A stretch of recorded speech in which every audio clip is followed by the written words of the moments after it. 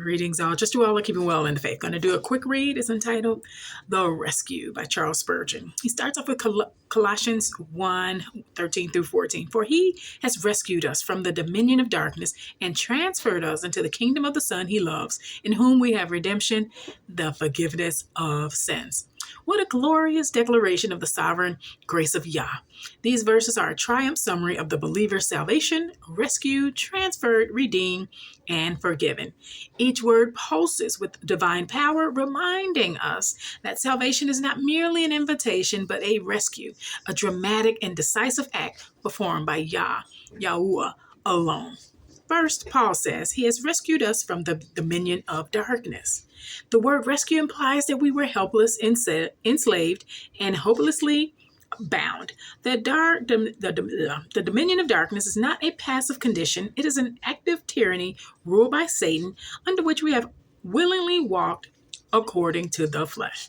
We did not grope for light. We love the darkness because we love sin. That's in John 3:19. But Yah, in his sovereign mercy, broke in with light and power, drawing us out of that dreadful bondage, not because of any merit in us, but entirely because of his good pleasure. You can find that in Ephesians 2:4-5. Second, he transferred us into the kingdom of the Son he loves. We were once children of wrath, but now we're children of the kingdom of Yahusha.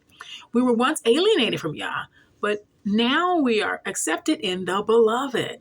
This is the glorious reversal of our spiritual status, wrought entirely by the Father's initiative and affection. The kingdom we now belong to is not ruled by fear or law, but by grace, love, and truth. The kingdom is not centered around self, but around the Son he loves, the one whom the Father has eternally delighted in and in whom we now delight. Third, Paul anchors this transfer in the person of Yahusha, in whom we have redemption and forgiveness of sins. Redemption speaks of a ransom paid, a price given to set captives free. The price was nothing less than the blood of Yahusha. That's in 1 Peter 1:18. Forgiveness of sins is not partial, tentative, or reversible. It is full, final, and forever. Every sin, past, present, future, has been nailed to the cross, and we bear it no more. That's in Colossians 2:13-14. We stand pure, justified, and accepted, not by our obedience, but by the obedience and sacrifice of Yahusha Christ alone. Let this truth humble you. You did not rescue yourself. You did not transfer yourself. You did not redeem yourself.